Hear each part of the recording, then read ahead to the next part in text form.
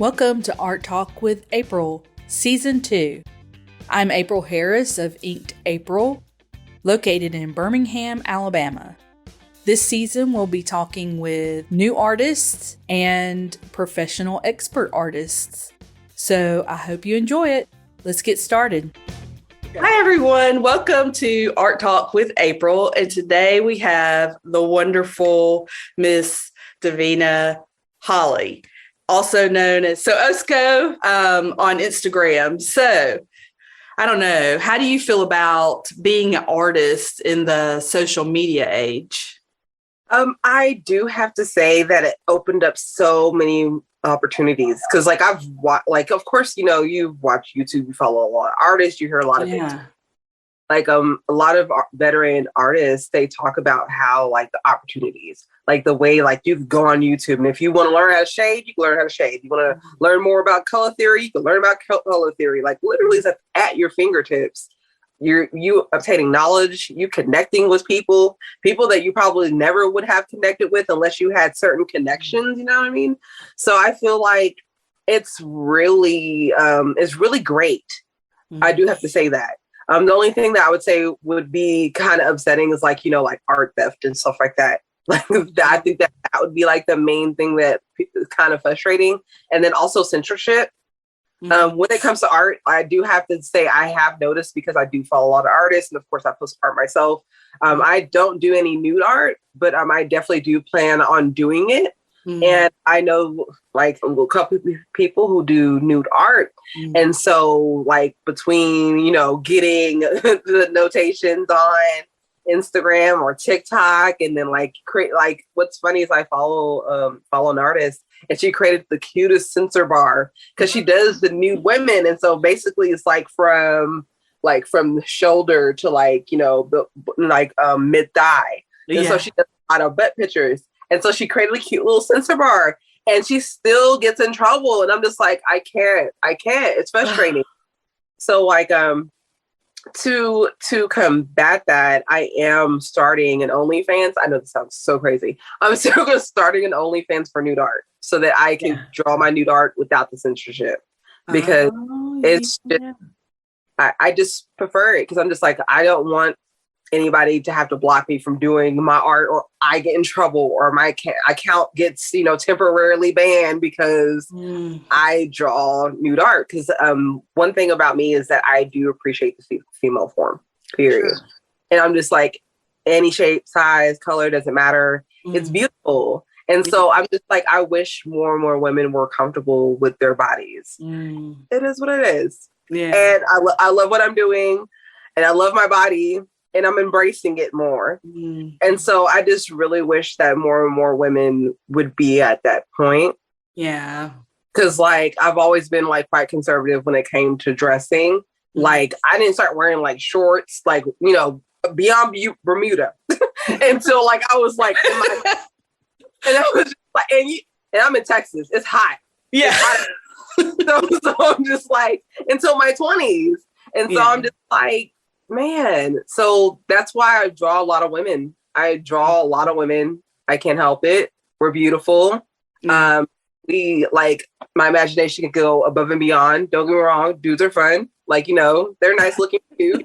But I really do emphasize on women. And then I do emphasize mostly on Black women. And another reason for that is because I have taken art history classes, and I do see how, how all the famous art pieces are projected, and I don't see a lot of Black women in the representation. Yeah. So I always felt hey, if you feel something's missing, you fill that void. Yeah. Just the piece behind me that I did, I want to create Black women into fine art. And so I feel we're fine art too. So why not make that? And so that's what I picked a lot in my stuff. But back to what you were saying regarding social media, I do feel it is great. I do a lot of digital art. This is a digital art piece. A lot of the pieces that I have currently are digital art. I still do traditional pieces, but I really do love digital art a lot, because not only I have a obsession with color, if you can't tell. Yeah. color. And so it's like an unlimited palette. So I have unlimited amount of colors I can use, unlimited amount of brushes I can use, and I don't have to special order or wait. Man, I tell you, I've started doing the digital art as well. Like, I guess through the pandemic, but me too. That's what I got. It was like, okay, I don't know why I'm doing so much digital art, but this is fun. It's like having a whole art studio right at your fingertips. You don't have to go buy more and more and more stuff, you know. Exactly. Of course, you see all it's like all piled up in the back, not being used.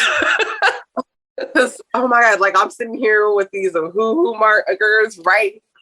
I got this set here. Yeah. But, yeah.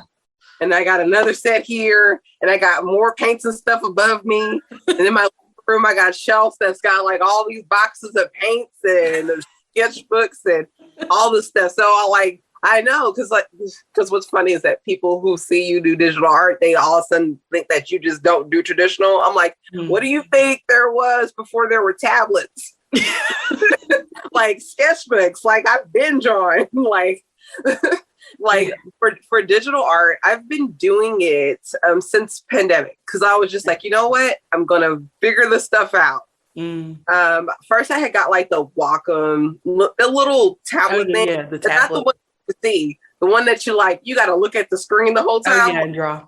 I was not functioning very well. I'm just like, the hand-eye thing was killing me. I'm so used to sketchbooking, just like, and then doing it like that. I was like, this is not working. Yeah. So I cracked, and I got the iPad Pro. So I got that, and I got Procreate. And so all of my pieces are done in Procreate. Like, don't get me wrong, Photoshop is cool. But it was not designed for artists. It was designed for photographers. I'm just going to be honest. It has a lot of stuff on there. It can be very intimidating when you first go on there. I did learn some things. I did take a class which we had to use Photoshop. So I learned some tips and tricks. So I'm more comfortable in it now than I was before. But Procreate is way better, because I'm just like, it was designed for people to do art. Yeah. So very user friendly. It's $10 one time. Why does it sound like a commercial? This is not a commercial. We're not sponsored. We're not getting paid for this, just so you guys know. It would be amazing, because this is the best plug. But I always suggest it for people. Like, if you have an iPad, get Procreate. It's awesome. It's as if it just has everything you need. And even, I don't know. It's hard to say exactly what it is. And it probably has to do with how they design the app and everything, where they put everything. But being able to just like not see all that junk, you know, all the tools and all the stuff going on, and you can just focus on your page and the colors and your brushes, and it's so much better. And I could double tap to arrange, to move in. Like, I definitely love it. I love it. And then I like the animation feature on it. I tinkered a little bit with it. Animation, I give anybody props. I did like a 5-second thing, and I was like, this is a lot. So I give them props for what they do, because it is not simple. Man. But in future, I'll dabble more with that. Yeah. But man, I really do feel like this day and age is a great time for an artist. You don't have to die to be famous. You don't have to die to make money. Like I'm just like, back in the day, I know that you had to, they had to travel and be close to a popular city, and then the people go from kingdom to kingdom talking about you. You know what I mean? And ultimately, you get commissioned to do stuff. But now it's much more instant. And I feel like that's awesome. And then of course, if you're not in the art crowd before social media, you have no idea where to start, who to talk to, what events to do, what could you do? You know what I mean? So I feel like it's a blessing. I really do feel like it's a blessing with social media and the connections that we have. Like we would not be doing this right now. I know. Like we would have never met, right? Like there's so much that you can do.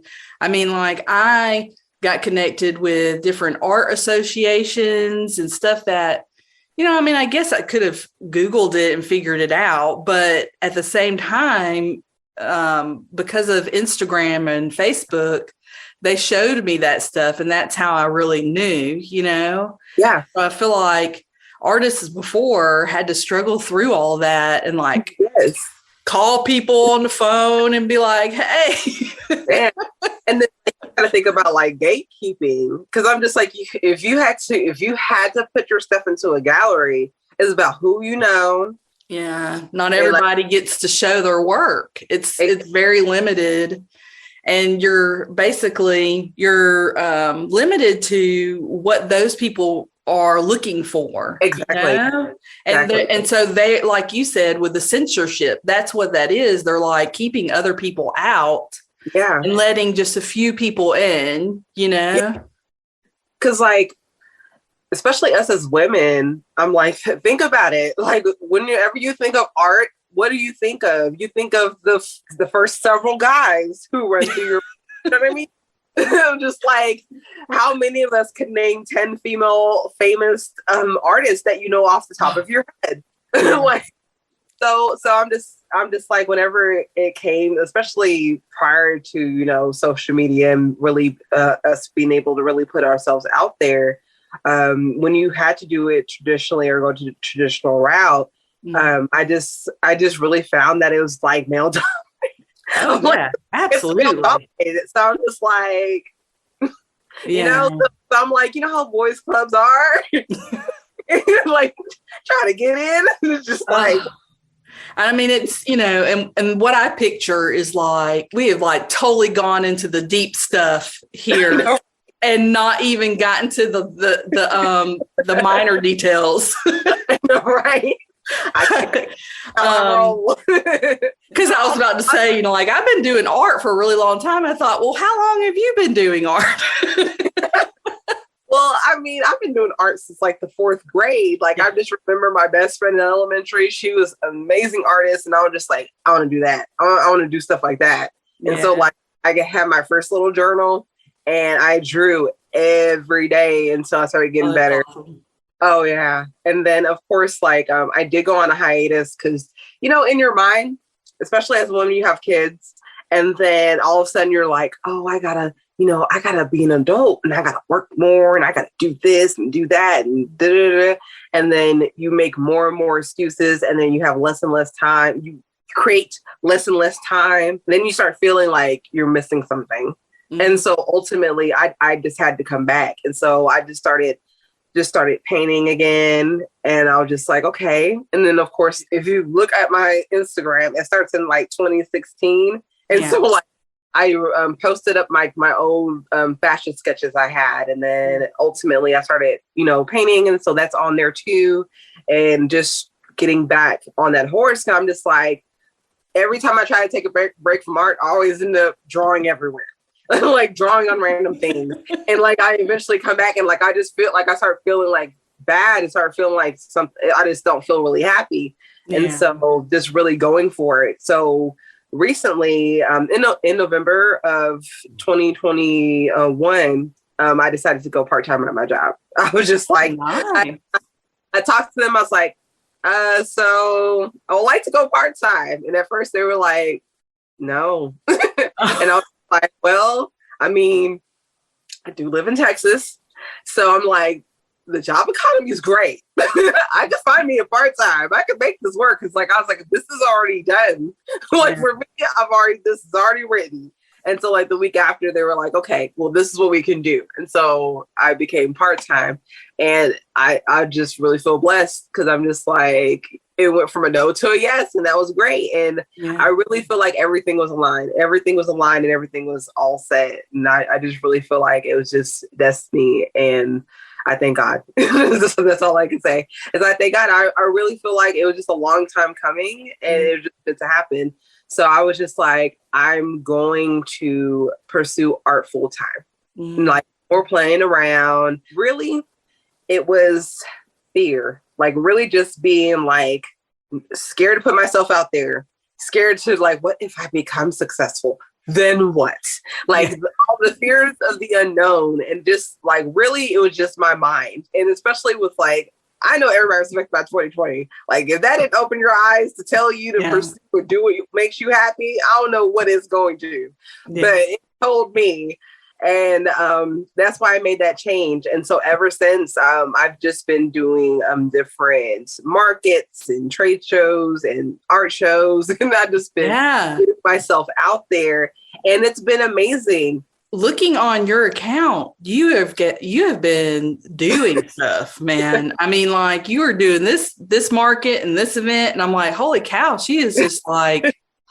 So how, like, I see you do like, you've got your booth and you've got your art up and stuff like that. Are you selling primarily prints or okay? So I am selling prints, and then I do sell canvases. So most of my pieces being digital, you can convert them to canvas. And so I do sell canvas versions of my pieces.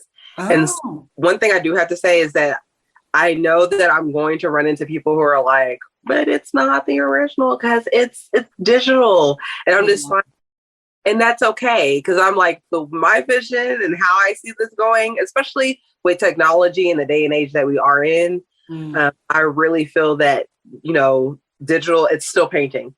This is still skill. Like, I could do this on paper. I could do this on a screen. Like, I'm capable of doing this in any format I can do it. And I feel like with doing it digital, especially if you're wanting to make a business from it, if you are wanting to be able to create merchandise or create whatever you want to create out of it, it is much more, it is cost effective. Like, although the upfront cost, I know the upfront cost is a lot because, a tablet is not cheap. If you do get Photoshop, that is not cheap paying that every month. You know what I mean? Like, all of that does add up. But if you have the money to go ahead and invest because it's worth it in the end. Because the quality of my prints, of course, I get them printed and made, but like the way that my colors look, the way my canvases look, like the way that they capture people is exactly how I wanted it to be interpreted. Don't get me wrong, I love paint, but I'm just like, I don't always find the color that I want. I don't find the vibrancy that I'm seeking all the time. And it can be a bit frustrating whenever I want it to depict it in a certain way that I can't capture that way. And that's why I love doing digital art. There are too many people who have prints of Mona Lisa in their house, that Audrey Hepburn picture that almost every girl had for like for the past decade has been in their home. So I'm just like, everybody has a form of a print. Like, no one's going out there to go buy the original of all of these pieces. If you can go to Home Goods and get yourself a painting, like, that is prints. That's what I'm doing. So I'm just like, it should be appreciated. I put in a lot of work and effort into the piece. Like with this one took like 12 hours. Yeah. I really love that one. That one's gorgeous. Thank you. It's still value. It's still a piece. It's still work that I put in. The only difference is that I didn't use a physical paintbrush. I used my pencil. And see, I'm glad that you brought that up, because as someone who has recently started doing digital painting myself, that's been one of the things that I'm like, man, like, how do I get this work out there and for people to appreciate it? Because I did all the same work that I would have done if I were, doing pen on paper or something. Exactly. And so, like, how have you had situations where people, were at your booth at one of these, events and they questioned it like that? Like, what do you say to those people? So I did have an instance. It was a little bit of one. She was whispering, so I don't think she thought I heard her. Yeah. But but it's a print. But like, if she were to ask me or talk to me about it, I would tell her the same thing I told you regarding like the Audrey Hepburn print that everybody has. and like the Mona Lisa prints that people have, or the Last Supper prints that everybody has. Those are not paintings that you have in your home. These are all prints of the actual piece, and you still appreciate it. And you still hang it on your walls. So this is the same for me. So I'm not making like 100 of these and selling them. I'm making like maybe up to 3. That's like the max that I would do for one. And I would sell them. So I'm just like, these are still exclusive to whoever ends up buying the canvas versions. So how, because I don't even know, like, how are you getting these printed onto canvas? Is it like an online service? Yeah, it's an online service. You literally can Google print to canvas, playing around and seeing which one works out for you for the way that you want it to come out. But yeah, there are a lot of print to canvas options, and you could definitely do that. So then that way you'll be able to have your digital prints transferred. And to be honest, it does not look any different. Because I've had way too many artists come up to me and they're like, oh, did you use acrylic? Like, what did you use? And I'm like, it's digital. And people are like, oh, what? I'm like, yeah. Yeah, that's I get every time. I'm like, yes, it's digital. All of this is digital. Wow. And I like the fact that I'm able to transfer it over to like a cell phone case, a shirt, a mug, like however I want to do it. So for instance, like my cell phone. So this is one of my pieces. Yeah. And I'm able to do that, and like, you see the vibrancy and the color in that. Yeah. Like, I'm able to do that because they're digital. Because one thing I did find hard, whenever, because even if you go on my Instagram and you look at my drawings, because I have drawings in my sketchbooks and paintings in my sketchbooks that I've posted, to capture it the same way that I would capture my digital piece is not the same. Yeah. And I'm like, you can have a great quality camera. I'm telling you, the digital will still outbeat it. And it doesn't always translate well if you don't have great lighting, a great camera, and are good at Photoshop, because you got to still, like, manipulate the photo to get it to look the way that you want it to look. Yeah. So I eliminate a lot of that extra work with having my digital pieces. It also makes me think, I've been thinking about NFTs. I'm still looking to it, still debating. I may or may not do that. But if I do venture into that, it'll be really easy because all my pieces are already digital as it is. And it's just a matter of like minting and like paying for all that and getting it started. And I've actually thought about that myself, and have asked other people. And it seems like what has happened right now is that the market has been flooded with so many people trying to do that it's hard to get seen. I can't remember where I read an article somewhere. There's like millions of NFTs now. And so it's really difficult for people like me and you to be seen. It's almost like Instagram, like trying to get somebody to see your NFT. And that it's the people who have like a really good following somewhere else that are making all this money, Yeah, and you're like, I want that. I'm like, how do I get that? True. Because like the thing is that when it comes to that, it also makes me think of this viral sound that's been going on for a while. And it basically saying that, this person asked their friend, so like, why aren't you doing this idea you have? And you're like, well, I was on Instagram and I saw someone else was already doing it, so I'm not going to do it. And then the friend was like, but why? Well, I saw it on Instagram. Like, saw someone was already doing it, so I'm not doing it. And she's like, but why? And then she was just like, well, that's the reason. And she was like, well, think about it like this. No one can do it like you do. And that's another thing about art. Like, if that was the case, then we wouldn't be artists, right? Because there's so many artists out there, right? And there's so of them, like, whether they're sculpting, painting, whatever, like, everybody's hitting every field. Like, why should I even be posting on Instagram? There's so many artists on there. Like, to think of it like that, you wouldn't do anything because there's always someone who's already done it. You know what I mean? No, for real. That's so true. Because I mean, like, I would say that at this point in human existence, it would be extremely hard to create something that has never been done or remotely similar. You know what I'm saying? Exactly. So you're right about that. Yeah. So even though we're not like, big, huge artists who have a big following, but I was literally thinking about this the other day in bed. Like I just have random thoughts I'd be thinking, but literally thinking like each artist is like a fingerprint.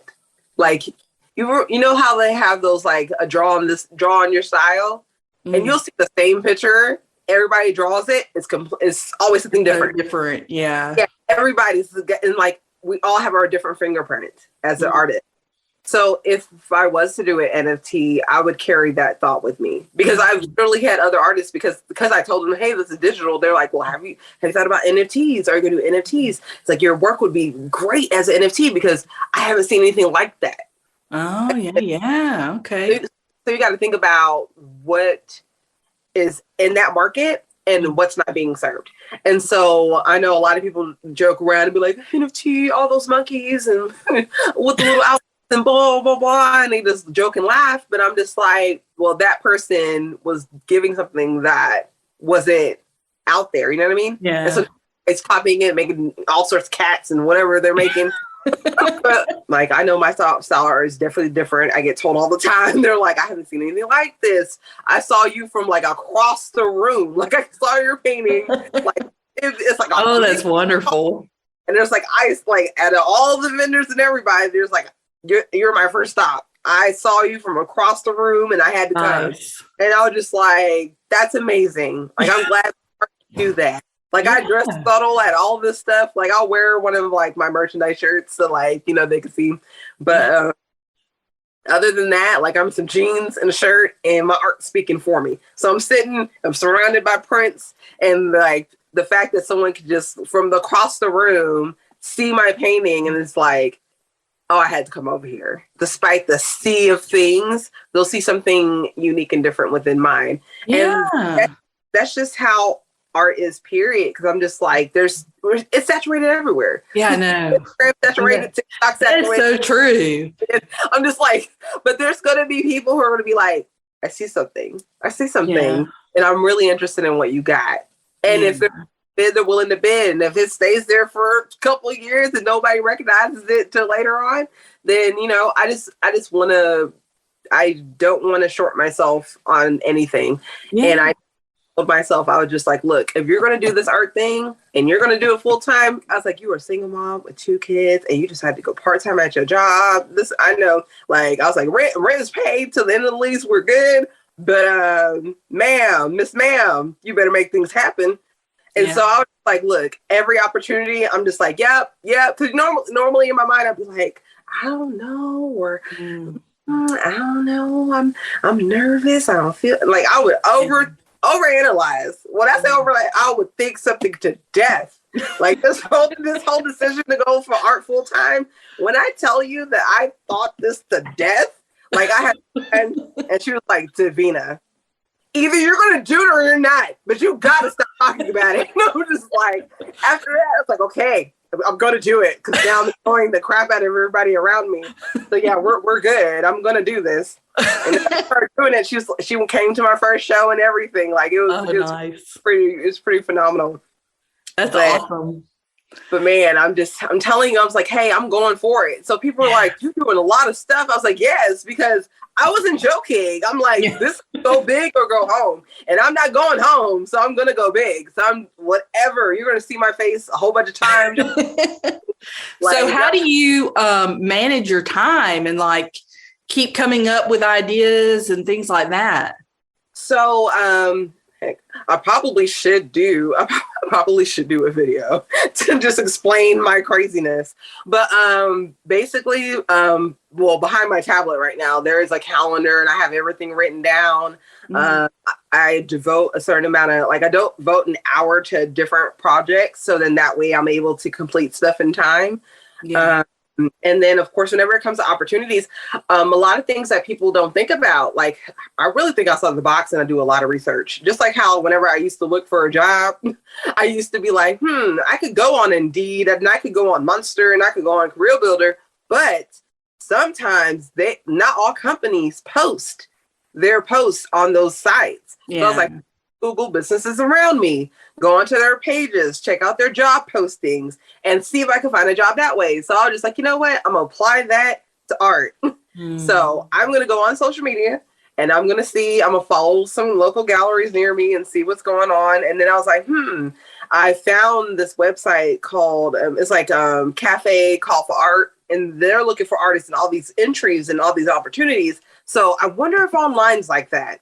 So I literally started following the hashtag call for artists. Nice. And so I ran into like the Art Expo I'm going to be in at the end of the week. I found that through that hashtag. I found like quite a bit of opportunities through just that hashtag alone. So I was just like, okay, so obviously there's ways to go about this. And then like I follow like residencies, like hashtag residencies. So that way, like different art residencies that pop up on my feed. So literally my feed is artists, like a whole bunch of other artists, museums, art shows, like all different events that pop up. Like even if I miss an event, I will go to the event hosts and follow them. So any other thing that they do will pop up on my feed. So then that way I don't miss the next art opportunity that they have. It's really funny how this came about. So I posted the Deep Ellum outdoor market that I did, and they went ahead and they made a comment. They were like, hey, you should come to our soul food festival. And I was like, okay, that's cool. Like, but they wanted me, like, they were inviting me to be like a patron because, like, they're marketing. They wanted to put out their stuff so more and more people could come because I'm in there. So I was just like, well, instead of just coming to eat and be a guest, like, I wonder if they're vending. So I went to their page and I went to their site, saw that they were vending. And so I was just like, I DM'd them. I was like, hey, like, how about I come and vend instead? And they were like, oh yeah, you can, like, go to our site and apply. So I went to apply and there wasn't even an artist category. There was no art category. So I went back and DM'd an art category. Like, what would I put myself under? Because like in their agreements and stuff, like you have to vend what you say that you're going to vend. And there was no category for it. They were like, oh, okay, well, we'll add it. So they added it on. Wow. So I was like, I might be the only one, but I'm going to do it. It's not an art event. It's definitely food because it's Soul Food Festival, but I'm going to do this. That's so awesome. Oh, yeah. And then luckily there ended up being a couple artists that ended up showing up. So that was really, really cool. But like creating that opportunity for yourself where you don't see opportunity and making things happen. That's basically what I've been doing. I'm just like, hey, it might not look like or seem like this, or there might not be anybody else out there like me, but I'm going to be there. So that's just how I've been going about it. Talk to people, network with people, ask and get involved. And I mean, you made like a whole event, put artists in their event. That's so cool. I'm like, that's that rapper energy right there. Like, I'm in the bathroom making my beats and I'm gonna go ahead and sell my stuff. I'm the best. Let's do it. Add me, have me. Yeah. I'm great. I'm the greatest. Let's make it. Yes, thank you so much for doing this again. You are amazing. Thank you so much for listening to this episode of Art Talk with April. For more information on this episode, join the Facebook group, The Art Lounge. Please subscribe and share. See you next Tuesday. Hope you have a great week.